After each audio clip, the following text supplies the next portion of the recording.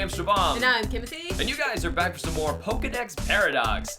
And we have yet another crazy Pokemon Pokedex entry to tear apart. This series, we go through the Pokedex, find crazy entries, and try and look up the science behind it, or figure out if it's even possible remotely, or, in this case, see what it means in terms of the context of every other Pokemon ever. If you guys remember, one of my favorite episodes, I think it was episode 2. Our Goodra episode. This one's going to be kind of similar to that because it's going to give us yet another key that nobody asked for, that we now have access to learn the opposite. Instead, in Goodra, we basically learned how much force does someone really have behind 1 point of an attack stat. Right. This one, we're going to learn how tough is something truly with 1 point of defense stat. And whoa. This is nuts. Today we're going to be learning about Metang. There's always something I thought was a little frightening about Metang, personally. I mean, I don't want these in my physical space. No, Metang should just never exist in the world ever. I mean, first off, it comes from a Beldum, which is already kind of frightening enough. It's just like a living, cybernetic-looking claw arm. Aren't they considered like alien Pokemon as well? I don't know about that. I can't remember. I don't think so. But the only move a Beldum ever knows, you know what it is? Tackle? Takedown. Oh boy. Takedown. Leveling up a Beldum is hard, and it's just damaging itself. So imagine these things floating around, just crashing into stuff all the time. Okay? That's all they are. They just sound confused, and now they're just running into things. And they get worse. Much worse. Metang is terrifying. As I've read more of its dex entries and looked up what this monstrosity is, if Pokemon were real, Metangs would take over the world. See, I always thought it had to be a steel type, because Skarmory also terrified me. Skarmory's just blades. But Metang is scarier. Metang is way scarier. Though, if you use, like I said, the new Metang logic to explain how defensive Skarmory is, then yeah, Skarmory's pretty scary too. But I still think Metang, just on his own... I always assumed that flying Skarmory would destroy, most of our telephone wires and other modes of transportation. You would just slice right through it. Thing is, I think in almost every regard, Metang should still be scarier because of another part of a dex entry that he's got. It is just a monstrosity. So, Metang... Let's hear what you got, Metang. First off, he floats, right? Right. He floats in the air. Floats. Okay. Which I'm assuming they're just going to tell you is magnetism, which they'll use quite a bit. They have no idea what magnetism is. It's a mess. We'll get into it later. But also, even though he floats... He's still quite heavy. Just don't even look up there. Ballpark guess. How heavy do you think Metang is?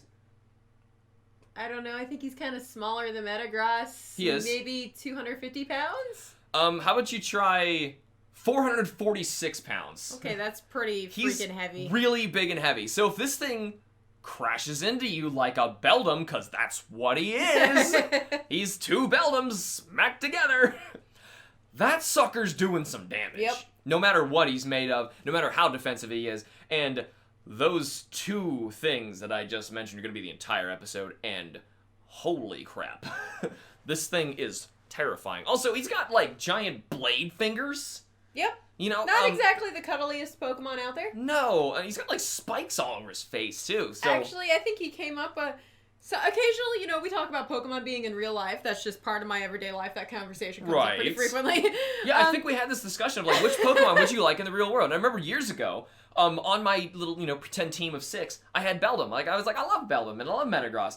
I was never thinking about this middle thing. But no, it's just never happened. Terrifying. I always think, what's the softest, cuddliest of the Pokemon? Yeah, of course. And she wants, Typhlosion because it's soft and furry and it's nice and warm. And I'm just like... Practicality, Kim, that ain't gonna do a thing. I always think practicality. Instead, you want to keep the Pokemon of Chaos in our house. Yeah, absolutely. Thanks. Alright, so anyway, there's quite a lot of dex entries we got from this guy, fortunately, because he came out in Gen 3. So I'm gonna start way back, Pokemon Sapphire. Alright, I'm gonna read you something here. What do you got for us? So, Sapphire. When two Beldum fuse together, Metang is formed. The brains of the Beldum are joined by a magnetic nervous system. This Pokemon turns its arms at the rear for traveling at high speed. Okay. Who cares about how it wants to fly around? Because that doesn't mean anything to us. Wait a minute. This is the start of, they don't know what magnetism they means. know what magnetism is? Like, I mean, I know it was like a huge thing when, like, say, humans found out, hey, you know this magnetic force that we know about and electricity? They're actually the same thing. You know, electromagnetism. And, like, there's so many discoveries and crazy things we got about this, but, guys, Game Freak's like a millennia behind science when it comes to this making up crap. They're just like, yeah, magnetism is how it, It's like they did that old experiment when you're in school and you got the lead filings on the table and you got the magnet and you're picking it up and you're like, whoa! Whoa! I'm sure you could totally fool, like, a monkey or anyone that works at Game Freak. But any normal person, no. We're just like, I feel like we insult Game Freak more often than I do. I love Game Freak, but I love to pick on Game Freak. So anyway, that was clearly not one that I was going to go for, but I just had to point that out because it's so stupid. Also, it reminds me of Doduo's Dex entry, where even though it is very organically connected, both heads are connected to one body, it communicates with either head telepathically. We have two-headed animals.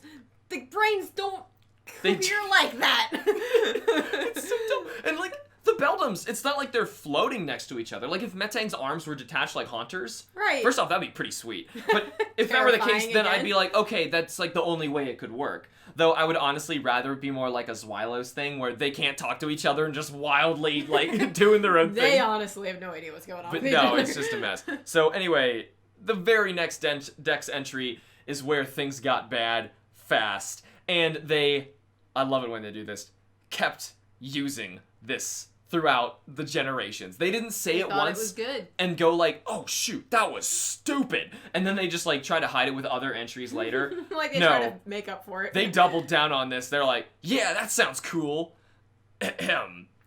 Fire Red and Leaf Green. It floats midair using magnetism. Its body is so tough, even a crash with a jet plane won't leave a scratch. They made it even more extreme than what it was. Its body is so tough, a crash with a jet plane won't leave a scratch. Okay, so all this Pokemon does is ram into things anyway. Yes, that's why I led with that. Imagine. It just crashes into things. Imagine the chaos that would be our air highways. Because now you know, basically, if this thing gets into a fight in the air with anything, it wins. No competition. Because can you imagine anything airborne this thing can run into and could be more devastating than a jet plane? Just seriously, anything. Can you think of anything? Like maybe a rocket going straight up? Maybe a rocket, but here, actually, the rockets, if Metang was like way high in the atmosphere because the rockets are accelerating and it takes a while for them to accelerate, Metang's probably not that high in the air. I So mean, I don't know how high these things even float. We don't. But we do know some weird other things about the Metang. Should we keep going in the Dex entries before we? Because there's some other there's some absolute gems in here. But they do basically keep restating the same sort of stuff. So if I jump forward to say like Emerald, the claws tipping its arms pack the destructive power to tear through thick iron sheets as if they were silk. It flies at over 60 miles per hour. Tear through with my physical hands. Okay, Kim. Okay, if you had, say, like a knife, tearing through silk is like tearing through butter. Yes, he's made of metal. It's a knife. All right. So now he can tear through thick iron sheets. Yep. As if they were silk. So not only is it the toughest thing ever known to exist, it is somehow able to shred almost anything. Iron is one of the actually isn't iron the densest just element? I'm pretty sure it is. Because when a star explodes, it becomes pure iron before it becomes a supernova. I think Because I think iron is the densest the atoms can get to before they explode and become all the other elements. I'm sure there's more to it, but still, iron, if you can just shred that, what are you made of, first off? Though Kim's gonna get to that later. I mean, it's kind of great that the percentage of finding these things in the wild of the game is pretty low, right? Yeah, that sounds like a good thing. Yes, be thankful that in Hoenn, there aren't any in the wild, and Steven shows up with the one Beldum that he has, and he's like, hey, just saying, this thing is Satan reborn. I mean... I only trust it with you. I mean, now I'm thinking of Black and White, where I found Metang so often in the wild. Yes, it was some Metangs. Generations, Metangs, and all sorts of others are just out there. They're just out there. Yeah, that's great to know. You can even find a wild Roaming Metagross. the wild pastures. Metagross, too. They get scarier. Also, I also want to point out, Metagross is a super intelligent Pokemon. Right? It's got the 4 different brains together, which means half of that is this Metang. So this thing is at least half of super intelligent. Getting 2 brains connected together doesn't make you smarter. No, we've covered that, I know, with Alakazam, but still, they say it in his Dex entry, so I just want to make sure that it's out there. Pokedex is law, Kim. Oh, I'm sorry. He is tearing through those thick iron sheets as if they were silk. Also, I think there was another segment of that, like, oh yes, it flies at over 60 miles per hour. Whew. Okay, so imagine you're on a plane and you're going on vacation somewhere. Sidewinding your plane comes this devious little stink, Metang. I'm sorry, he's gonna just slice right through that plane, keep on going, and go, huh, is that a bug? Like, he might not even notice you were there. No. Because 60 miles an hour doesn't really matter at all. You could be stationarily floating there in like a hot air balloon. The utter devastation this thing is. I can't, I'm not even going into the numbers yet of deflecting the jet. This thing is terrifying. Could you imagine all the systems that we would have in place to try to protect ourselves from Metangs? Honestly, when I get into the numbers, if all of humanity like used all of its defensive resources to try and just kill and eliminate all Metangs on the planet, I think Metang would win. Even if there is only one Metang and all of the world against it, Metang wins. This is one of those Pokemon that remind me of the Detective Pikachu movie, actually. At the very beginning of the movie, they mentioned that the main protagonist works in insurance. He works in insurance. I thought that was hilarious. I thought that was like, oh my gosh, I have to see what his everyday life is like. I know, because we do Pokemon. this show. I was like, hold on. This dude works in insurance and Pokemon exist. Like, think of this Metang, and now insurance issues like to protect yourselves from Metangs. What was even especially great is we covered Loudred's evolutionary line, and he showed up in that movie. And I was like, dead. Everyone's dead. Like, though it was pretty awesome, like in their beatbox area. Beatboxing like, was pretty great. Beatboxing Loudred, I didn't know that I needed that in my life, but I totally did. So anyway, yes. We need insurance policies and protection and... Oh man, the thing is, I don't even think we would get that far to the insurance because Metang, clearly it's just running into stuff. It doesn't care. It's just doing its thing. And it is causing so much chaos. This thing is, like I said, the most terrifying Pokemon anywhere. So, there's some other really crazy stuff. The rest of the entries kind of just restate the stuff because they're doubling down on this. Can we just create like a magnetic pole somewhere that all of a sudden just sticks them to it and we'll just leave them there? Well, ironically, funnily you say that, we got a stupid entry that came from Moon. Great. We cannot neglect the dumb entries we get from the new games. So, Pokemon Moon, it adores magnetic minerals, so it pursues Nosepass at speeds exceeding 60 miles an hour. Now it's going faster than 60. But still, before it was at 60. Can you imagine a poor little Nosepass with its nub legs trying to waddle away from this flying death machine, just slicing it in two? God, poor thing. Poor Nosepass. Poor Nosepass. He'd probably like chuck his nose so fast. So another one I want to say here. Okay. Ultramoon, it flies at high speeds around the skies. When it finds its prey, Metang takes a firm grip with its sharp claws and never lets go. Probably because with its own claws, it's slicing right through anything it grabs, considering how those same claws can slice through thick iron sheets as if they were like, silk. Metang holding a nose pass is like a dog trying to hold a balloon in its mouth. Well, dogs can even hold like eggs in their mouths and not crack them. You gotta be very gentle, Metang. Very gentle, Metang. That Metang. I don't know. Can we math this all now? Oh, Kim, we can math this. The reason that this one is actually taking so long for me to do is because I thought, that's really impressive and really scary, but how do I actually math this? There's two things in here we can math. First one, I want to say is easier, because I actually threw this one to Kim because I took it actually ended up being way tougher. I took the jet collision route. Kim, jet collision. I asked her to take over what could Metang possibly be made of to not ever scratch? Because maybe with the jet collision, what we could kind of cheat this one with is by saying, if he's some crazy metal that just doesn't scratch, then maybe, yeah, he'll be like dazed and confused and hospitalized, but there's no technical... Like he might not feel the best. But there's no scratches on him, right, from a jet collision, right? So what'd you find? That was actually a really quick and easy thing to look for. You Really? just type in, first I was like, what's the most non-scratchable, and people are like stainless steel and all this stuff. And right. I'm like, no, that's super easy. No, if he's slicing through iron like it's butter. Like the second hardest thing, or most non-resistant metal we have is tungsten carbide.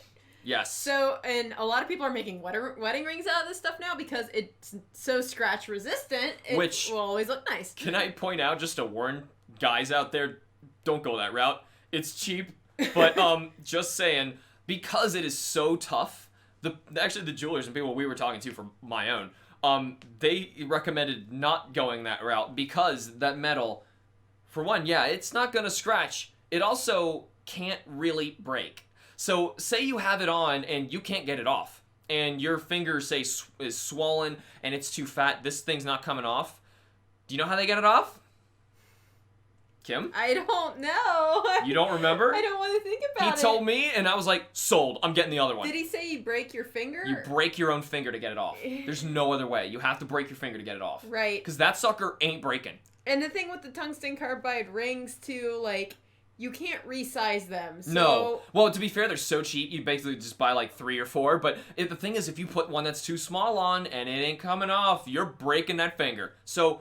yeah, we could say maybe he's made of that, but another attribute of that metal is it's really dark black looking, No, you can buy different variations. I mean, I know you can shade it, yes, but for Metang to naturally be... No, I'm saying the different variations can be natural ones. Okay. Depending on which chemical you put into it will make it lighter or darker. So, But it's not as light as, like, silver. Mm. It's not going to be as brightly colored. Now, I'm pretty sure people also make, like, kitchenware with this stuff, too, don't they? Yeah, I think you can buy tungsten kitchenware. I just really doubt that you'd be able to take a tungsten knife and, I don't know, cut through a thick iron sheet as if it was silk. Right. So that's the thing. I'm like, okay, it's scratch resistant, but it's not like the strongest metal. A way he might be able to pull that off is if he were superheated, right? Oh, yeah. So now, he's not fire type or anything, but if his claws were superheated... like his electromagnetic energy?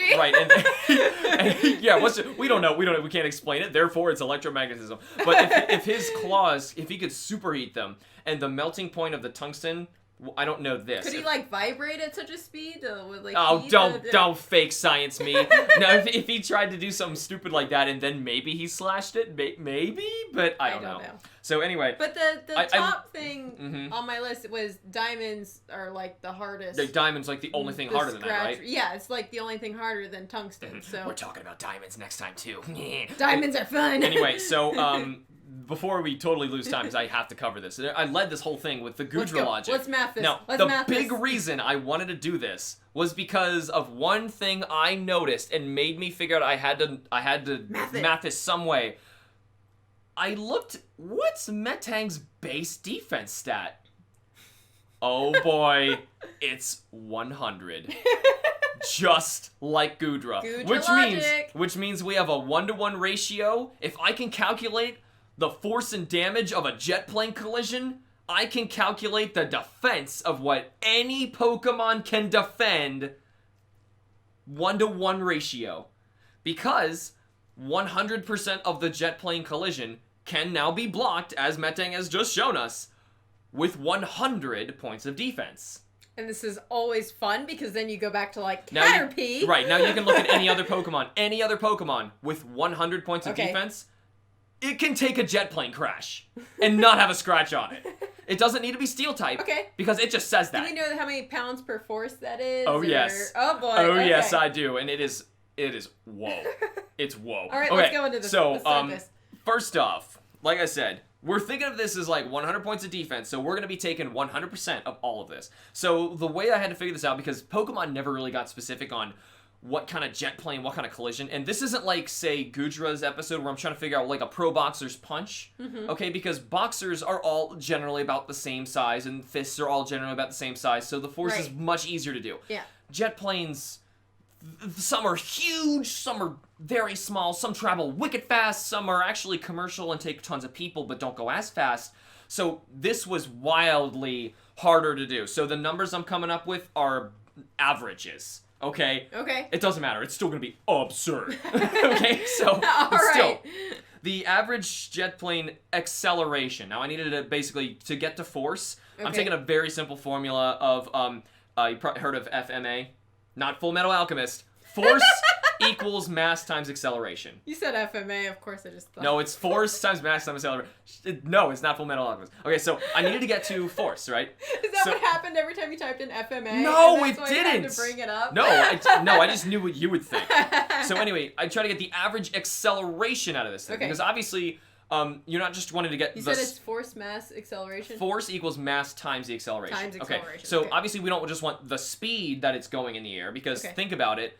If that thing maintained a speed, it has to be accelerating to fight against the atmosphere pushing against it, right? So it is always technically speeding up. So what's that acceleration and what's its mass, okay? So the average acceleration of these things is somewhere between 500 to 900 kilometers per hour. For a jet, right? What kind of jet are we looking at? Did you say a specific one? Well, this was average of jets, because there was tons of them.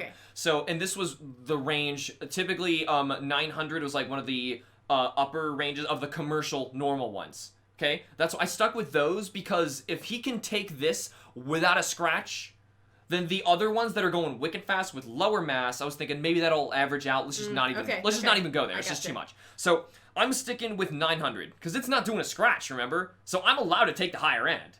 And besides, like I said, this is the average of the higher end. So I'm sticking with 900, okay?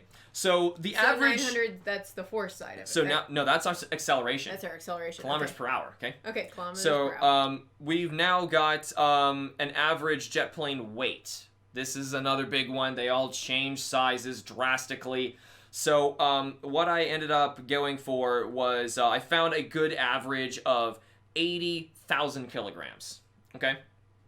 So obviously, I know kilograms, it's not into regular pounds and stuff like that. I needed everything in the metric system in order to get this to work properly. Yes, because the metric system makes a heck of a lot more sense. Yeah, it makes so much more sense. So anyway, you plug all that crap in there, you get a certain number of... I want to point out, before I even explain this, I'm going to measure this in newtons. Okay? Now, 1 newton is normal gravity. Okay. Okay, so think of this like G's. Okay? If you're hit with it, think of it like G's. Okay? Alright, so it's technically not right, but for the sake of the episode, let's just go with this, okay? So 1 newton, about 1 G, okay?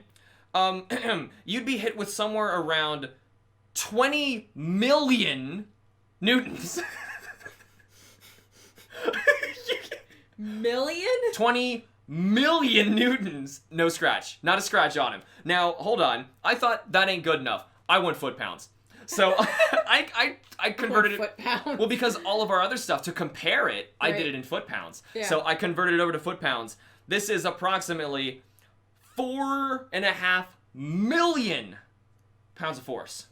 Okay. Now, another thing that we pointed out in the pounds of force episode, we did with Gudra, and I think we brought up with Machamp too.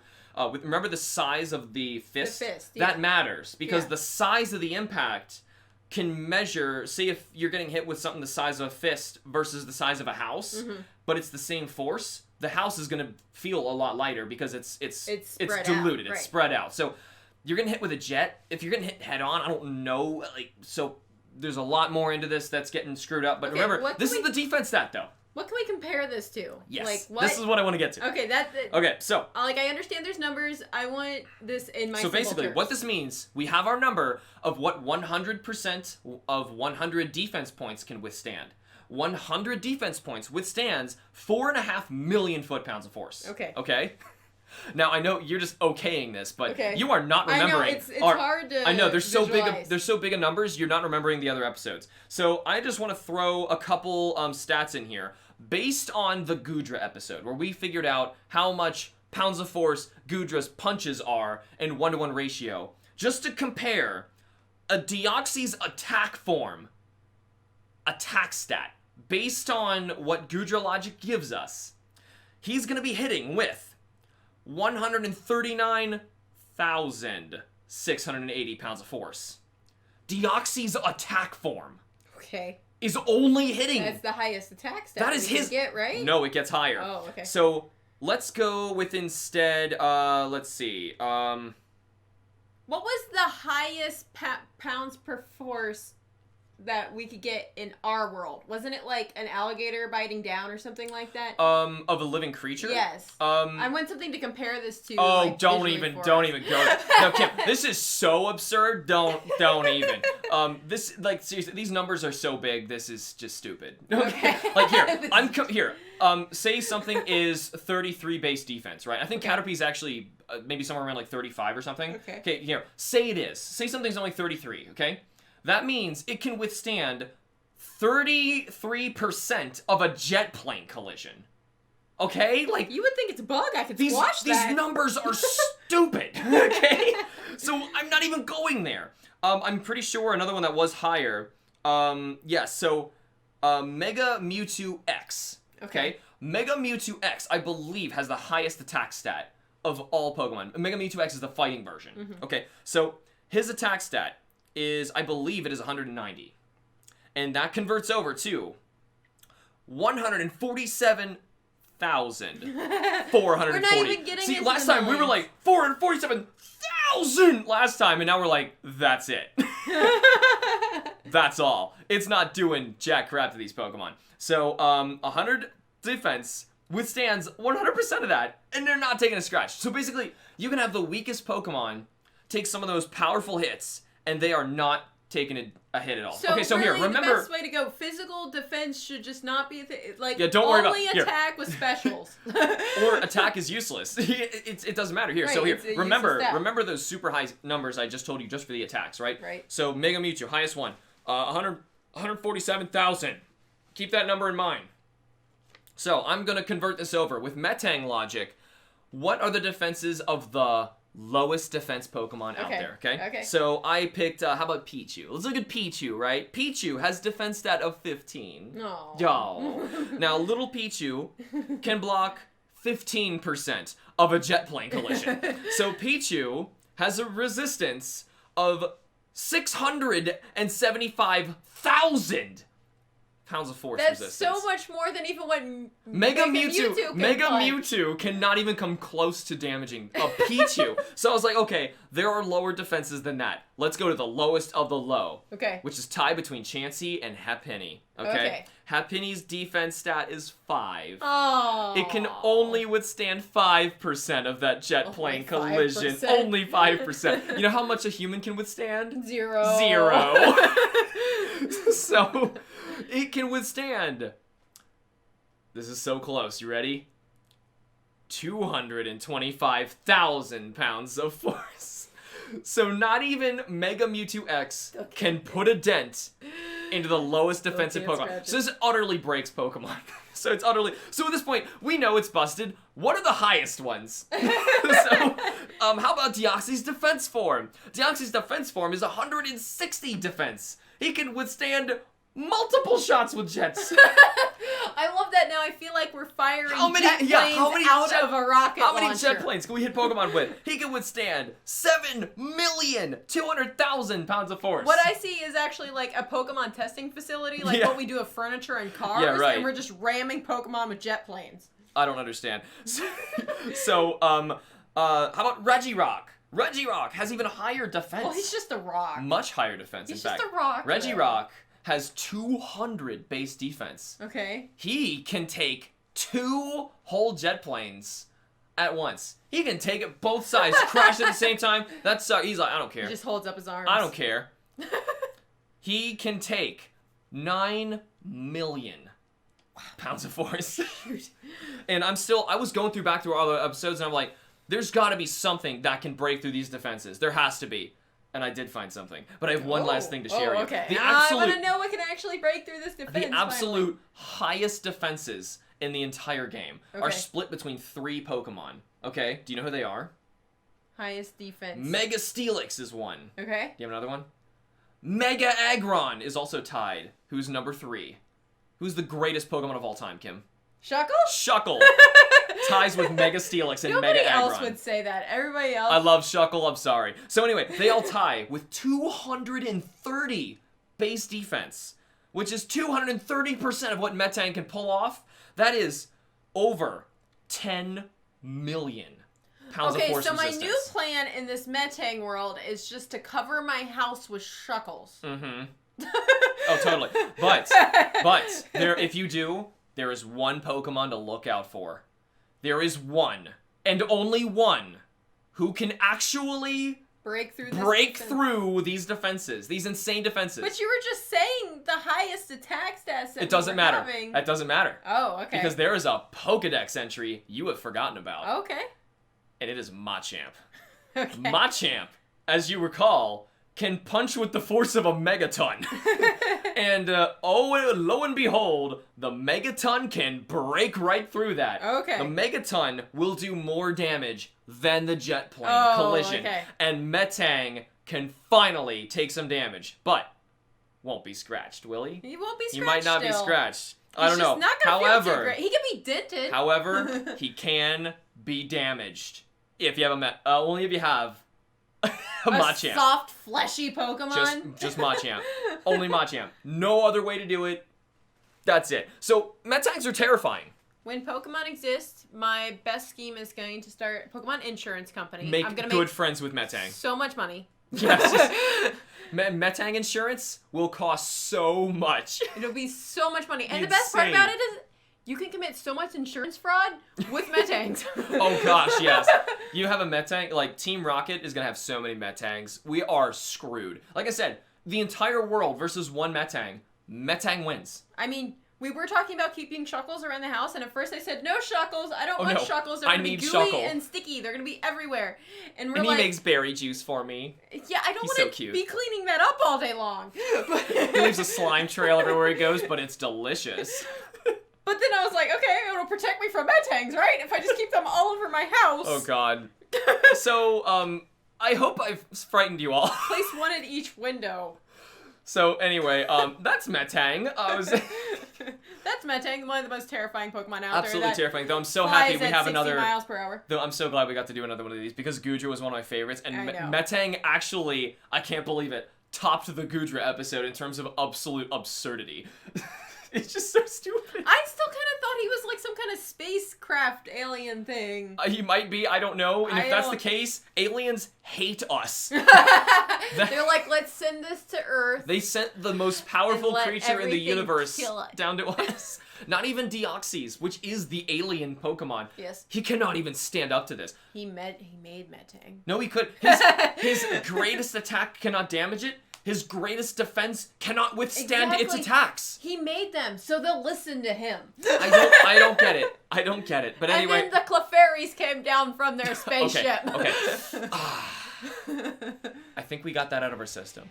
All right. Is there anything we need to cover else about Metang? I'm not done with the space lore of Pokemon. No. I'm sure there's going to be more, but Metang obviously was a massive episode. So anyway, that is all the time we have for today. We even went over a little bit. I'm investing in Pokemon insurance. If you guys have found crazy entries you want to let us know and do episodes for, let us know on the Discord page in the Pokedex Paradox segment. But regardless, thank you so much for tuning in with us this time. And be sure to check out some more episodes for some more game science. And be sure to follow us either on YouTube or wherever you get your podcasts. And we will see you all in the next episode of Pokedex Paradox. Bye-bye. Bye.